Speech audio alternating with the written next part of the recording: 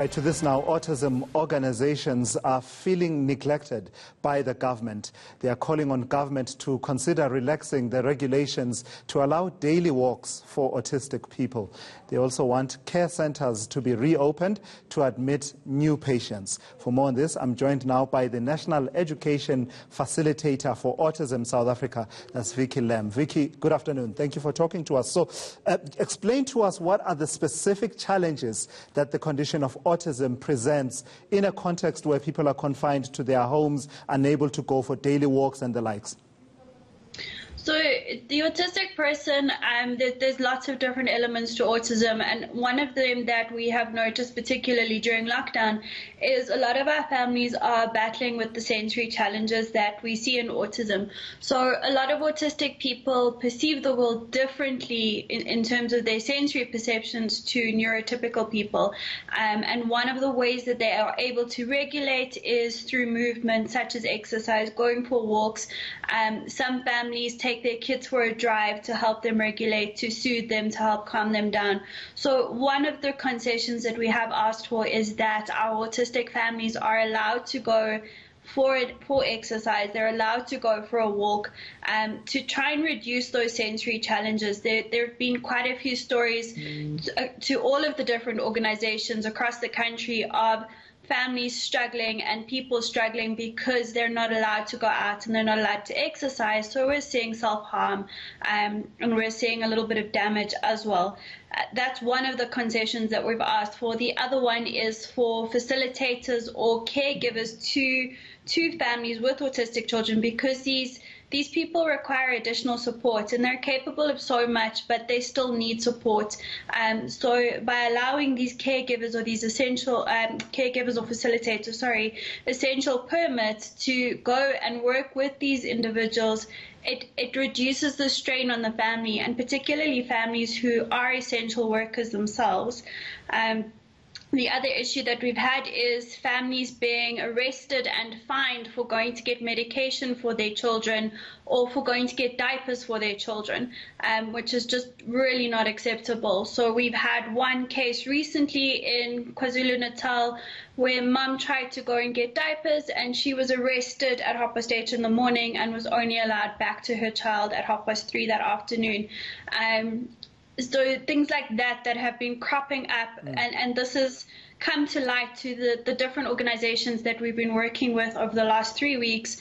In terms of we need extra support, we just need a little bit of support from the government and some concessions in order to allow these people to have some stability. So also for educational value there, Vicky, tell us about these sensory challenges that you mentioned. How do they manifest? I imagine that you've been inundated with calls of families with people who have autism telling you what their experience has been. How do they manifest in terms of what actually happens when people are not able to take these daily walks, for example? So it manifests differently in different people. So for some autistic people, they need movement in order to regulate. They need movement, particularly if I think about a classroom situation. Autistic children and autistic learners often require movement in order to learn. That's how their body regulates and pays attention.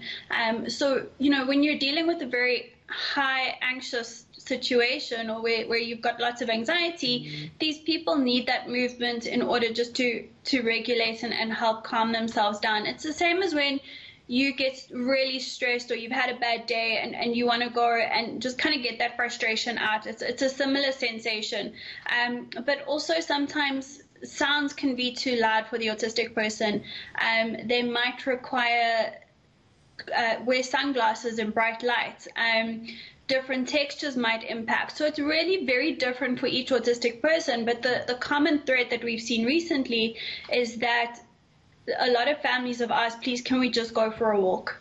Just to help the child regulate. And that's kind of we're asking for. As we are having this conversation, we're about to move from level 5 to level 4 of the national lockdown, and there was an opportunity and a document out where government was asking for inputs, for suggestions on what restrictions to sort of tweak a little bit as we go to level 4. I imagine then that under those circumstances, your organization must have been at the forefront of making this suggestion, and what would be the consequence if this is not taken to heart?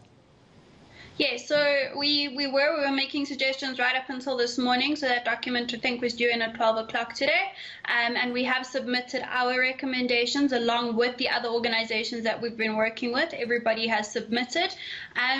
The consequences are families are in distress, and families are going to become even more in distress because they are now reaching breaking point. And we are seeing self-harm from our individuals with autism. We're seeing harmful reactions to their caregivers and to their parents and to the people that they're staying with. We're seeing damage to property, and that's through no fault of the autistic person at all. It's simply a matter of we need to support them. Sure. All right, thank you so much for sharing those insights with us there. That's Vicky Lamb there talking to us about the concessions that are being sought for autistic people in the context of this lockdown situation, to me. I mean, so much to consider there. A lot, hey? Yeah, a lot to consider there. And, you know, it's often, this reminds me of, you know, conversations we had on Earth Day about, you know, the Earth with Miss Earth, conversations we had about, you know, conservation, that it's so easy to just focus solely on, you know, healthcare in terms of just COVID-19, but there are also other aspects around it that we need to be cognizant Absolutely. of. And it sounds to me like perhaps this was oversight in terms of, you know, the people that actually can't afford to just sit in one place Yeah. and, you know, for their mental health Absolutely. and well-being.